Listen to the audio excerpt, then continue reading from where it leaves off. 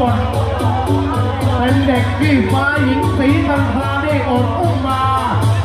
เขาคือสายเลือดของคุณพลวัชรินทร์กับแม่ศรีนวล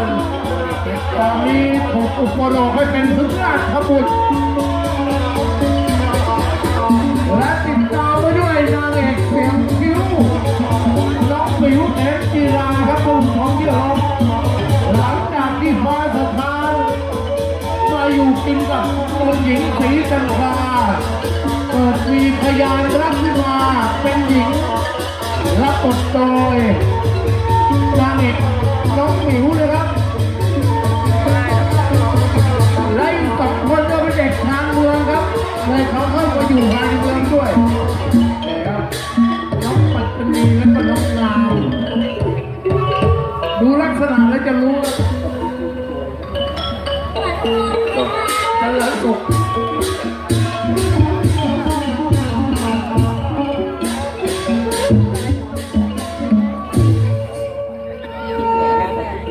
เริ่มเปิดบ้านอ่านทองเฮ้ยอะไรลูกวะกลางลงไม่ดีสิโอ้ก็ต้องพัดกูแล้วร้องไปดิกูหนาวรู้ถึงแม่แล้วเนี่ยชัยนาทจ้ะเริ่มเปิดบ้านทององค์ฟ้าขนงวาด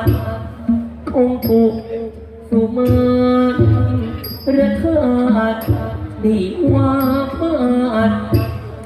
สง่าพระนกนางก็วาดอยู่บนอาสนะที่จะไม่เคยละอายรักเป็นห่วงองค์พระคันนินทางคอยดูแลแทนพระเดชพระพันดูแลแทนข้าบิดา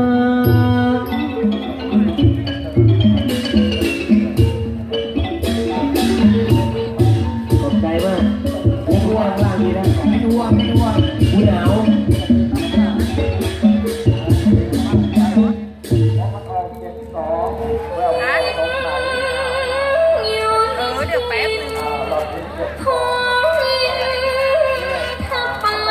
น้องสาวสูง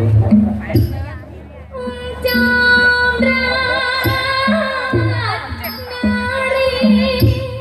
ยิ่งเป็นธิดาคนดีที่นางสีอุตสาหคนเลือกกันตลอดผู้หญิงเป็นยอดนารียิ่งเฝ้ารักษาความดีไม่เป็นที่สง่ายิ่งรักมันสงวนมันดังช้าง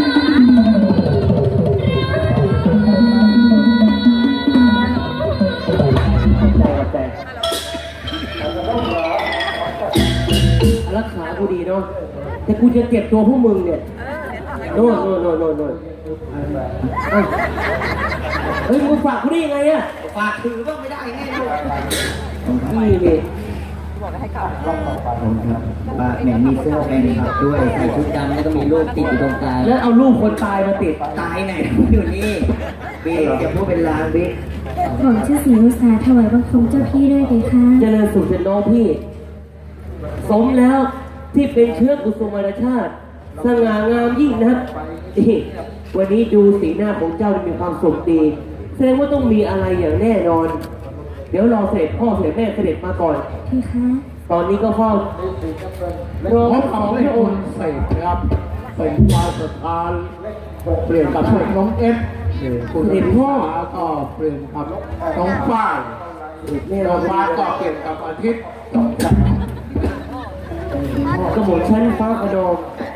ถวายพระคมทั้งสองพระองค์ด้วยผู้ชม รางวัลนี้เลย หม่อมเชิดศรีอุตสาถวายบังคมเสด็จพ่อเสด็จแม่ด้วยนะคะ เวลาสักครู่ผู้ชมเจริญสุขลูกของพ่อทั้งสองและที่สำคัญเลยแต่งเนื้อแต่งตัวนะสวย เจ้าเนี่ยมีธุระอะไรสำคัญหรือเปล่าลูกพ่อ วันนี้หม่อมชันน่ะมีเรื่องจะมากราบทูลเสด็จพ่อเสด็จแม่นะคะ แล้วก็เป็นเรื่องที่สำคัญมากด้วย หม่อมชันอยากจะถามเสด็จพ่อเสด็จแม่ว่า